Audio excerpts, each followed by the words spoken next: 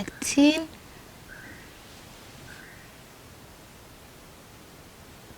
I hope inay aragtiin sidaas u yaala sida wuxuu u samaysan yahay like maskaxdi oo kale maskaxdi camal u samaysan السلام عليكم ورحمة الله وبركاته كسودو channelka Suntas Vlog waa maanta video cusub horta marka hore intaan video guud kale waxa soo dhameynaya dhammaan subscriber-ka cusub waxaan leenahay soo dhawaada gacmo furan magacaygu waa Falastiin Cabdullaahi Axmed maanta waxaan idin soo gelinayaa video oo ah la talinta ardayda talooyinka ardayda arday badan run ahaantii talooyin badan ii soo dirsadeen waxaan rabaa inaan qaarkiisa halkan ka soo gudbinayo insha Allah maanta waxaan idin wadaa talooyin dad ii soo dirsaday qaar kamid ah waxa dhan hal video laga ma sameyn karo aad buu u dheeraanaya videoga ana video aad u dheer aad ku caajistaan marabo marka taladan ay idin soo gudbinayo waxay tahay qofka ugu horeeya talada ah qofka ugu horeeya wuxuu ii soo diray Suntas Vlog waan ku salaamay abaayo magaca ma sheegay magacayga ku bilowday qofka magaciisa ma soo gudbinayo iyo meesha uu joogaba waxaan soo gudbinayaa taladii uu baahan yahay si privacy qofka u noqoto magaciisa waxay tiri Suntas Vlog waan ku salaamay magacayga intaas waa ka gudbeynaa waxay tiri abaayo waxaan u baahanahay talo markasta oo aan imtixaanka xifdiyo waan ilaawaa marka imtixaanka la hor keeno maxaa sameeyaa okay waxaa tiri gabadhan hadaan aniga kor idinka doomaro markasta oo aan imtixaanka xifdiyo waan ilaawaa tiri markii imtixaanka la hor keeno macnaha markii imtixaanka wixii ay soo xifdisay markii imtixaanka la hor keeno waa ilaawaysaa qofkan okay marka waxaan u baahanahay taladiina u baahanahay inaad soo siisiin anigana wixii aan dheerahay waan siinayaa talo aan isleeyahay waa ku haboon tahay horta qofkan ii soo gudbistay fariintan imtixaanka horta markasta akhris way dhacdaa mararka qaar waxaan ku leeyahay horta waxaa sameysaa talooyinkan mid hore waxaa sameysaa horta saaid walbalka tirada badan iska ilaali marka imtixaanka diyaarinaysid waxa ku diyaarisaa niyad jawi takan si aadan hadaad isku furtid tension badan hadaad isku furtid wixii aad akhrinaysid mar walba waa ilaabaysaa marka tensionka waxaan dhihi lahaa iska yaree imtixaanka waxaa sameysaa marka akhrinaysid waxaa ku akhrisaa adigoo aad aan isku walwalinaynin waxaa sameysaa 30 minute akhri 15 minute soo naso hadan 30 kale akhri si imtixaankiina aadan u noqon aadan aad u kurboonin taas samee horta number 1 mid kale waxaa sameysaa tala saarashada alla aad u badan ilaa inaad 2 ragcad dukatid habeenkii saqda dhexe marka imtixaan akhris ku soo gaadid 2 ragcad dukatid hadaa maalintii awoodid inaad ku dartid 2 ragcad dukatid si ilaahay u barisid aad u dhahdid ilaahay oo niyadeeda ii daji arrimahayga iyo sir imtixaankayga ii fududay ilaahay ku bari 2 ragcadood midda saddexaad waxay tahay markaad imtixaanka xilliga akhrinaysid cuntooyinka culus iska daa waxaad sameysaa cuntooyinka culus cuntooyinka fudud waxay ka yareynayaan tensionka cuntooyinka fudud badso like fruitiska cun waxyaalaha loosaska nadiska sida hadda aan idinla wadaagay loosas waxaa jiro maskaxda aad iyo aad ugu fiican hadaad imtixaan leedahay loosaskan waa sirta ay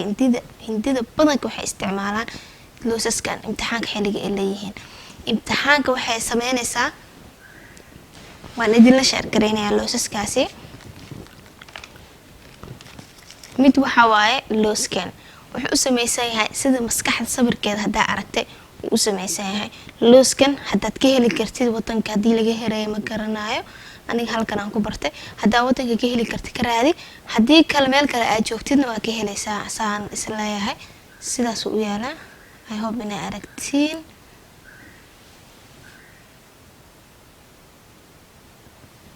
inay aragtiin sidaas u yaala sida wuxuu u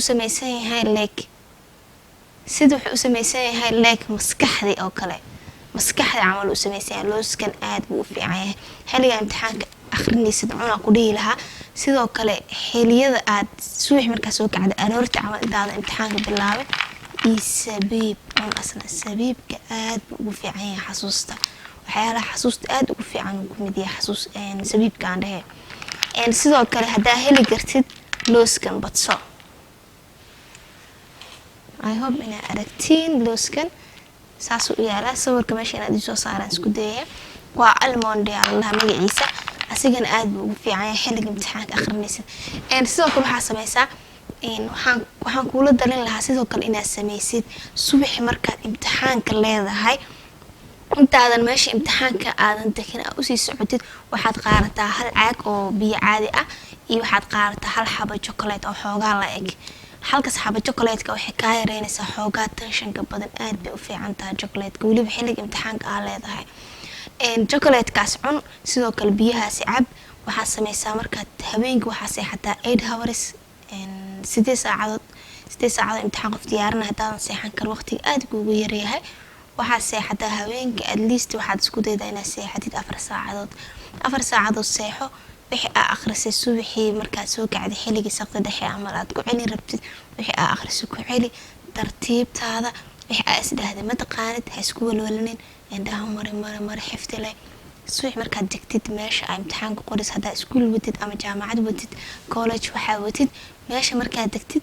waxaa sameysaa tartiibtaada waxyaalaha extra fiir adigoo aanan tension isku furayn ana kama taqaan qof wax wada xifdin kara ma lahan laakiin intaa xifdisay ku kalsoono waxaa dhahdaa insha Allah waan baasaya niyada u sheeg waan baasaya laakiin haddaa tension isku furta aa dhahda inta soo diyaaris maaha inta ma kasay tension baa isku furaysaa markaasi laakiin waxaa sameysaa intaa soo akhrisay xalay aad soo dadaashay ku kalsoono waxaa dhahdaa waan baasaya wixii la ii keen sideetaan ugu shaqeynaya niyadaada ku deji micnaha markaad xilliga imtixaanka u socotid lamkan kale kula wadaagay waxay tahay subax markaa imtixaanka u socotid adkaaru sabax akhriso salaad subax markaa dugad adkaaru sabax akhriso ilaahay bari aad guusa akhriso quraanka akhriso ilaahay ii fududeeyay adigaan ku dal saartay ilaahay kuma taayay hadaa dal saaratid markaad degtid